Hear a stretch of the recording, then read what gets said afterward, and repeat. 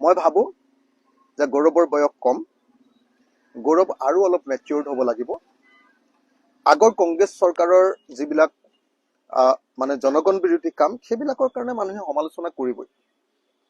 কংগ্ৰেছ চৰকাৰৰ জনগণ বিৰোধী বা দুৰ্নীতিৰ বিৰুদ্ধে যদি কোনোবাই সমালোচনা কৰে, সেইটোৰ কাৰণে যদি পাৰ্চনেলি যদি গাত লগাই লৈ কোনোবাই বিৰোধী ঐক্য নকৰো বুলি কয়, তেতিয়াহ'লে সেইটোতো আৰু কোনো অবজেক্টিভ কথা এটা নহ'ব। সেইটোতো টোটেলি এটা মানে কি ক'ব, ছাবজেক্টিভ, টোটেলি এটা নন অবজেক্টিভ, এটা ছাবজেক্টিভ, নিজৰ পৰিয়ালকেন্দ্ৰিক কথা এটাৰ বাহিৰে আন একো নহয়।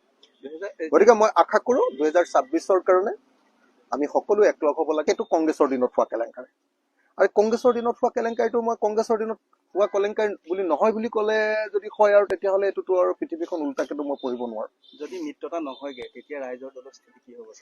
মিত্ৰতা হ'বই লাগিব। চব আমি খুব আপোনাৰ গৌৰৱ গগৈ যিদিনাৰ পৰা সভাপতি হৈছে প্ৰদেশ কংগ্ৰেছৰ, সেইদিনাৰ পৰা ৰৈ আছো মিত্ৰতা হ'ব লাগে, আৰু এটাও বাক্য আমি কোৱা নাই তেওঁৰ পৰা এটা উত্তৰ পাবৰ কাৰণে। কিন্তু তেওঁ যি ধৰণে বিলম্ব কৰিছে, এই বিলম্বিত ৰেছপন্সে, বিলম্বিত সঁহাৰিয়ে অসমৰ মানুহক সাংঘাতিক ধৰণে উৎকণ্ঠিত কৰি ৰাখিছে। তেওঁ কিয় বিৰোধী পক্ষৰ লগত এতিয়ালৈকে কথা পতা আৰম্ভ কৰা নাই? কিয় এবাৰো কোনো বিৰোধী পক্ষৰ মানুহলৈ এটাও ফোন কৰা নাই? কিয় এবাৰো ক'তো জেচাৰ দেখুওৱা নাই? বিৰোধী পক্ষৰ প্ৰতি ভাল জেচাৰ এটা কেতিয়া কিয় দেখুওৱা নাই? কংগ্ৰেছে সঁচকে এইবাৰো আকৌ বিজেপিক শাসনত দিবৰ কাৰণে তেওঁলোকৰ নিজৰ অহংকাৰৰ জৰিয়তে বিজেপিক শাসনত দিবৰ কাৰণে আকৌ ব্যৱস্থা কৰি দিব নেকি?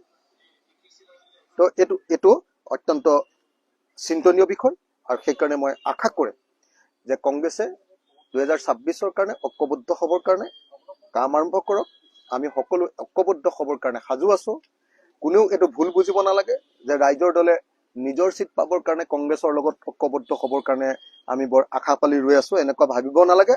আমি এই বুলিহে আশা পালি ৰৈ আছো যে 2026 চনত আমি বিজেপিক পৰাভূত কৰিম, আৰু বিজেপিক পৰাভূত কৰাৰ স্বাৰ্থতে আমি 2026 চনত আমি ঐক্যবদ্ধ হ'ব লাগিব, বিৰোধী ঐক্যবদ্ধ হ'ব লাগিব, আৰু হিমন্ত বিশ্ব শৰ্মাক আমি জেলত দিব লাগিব।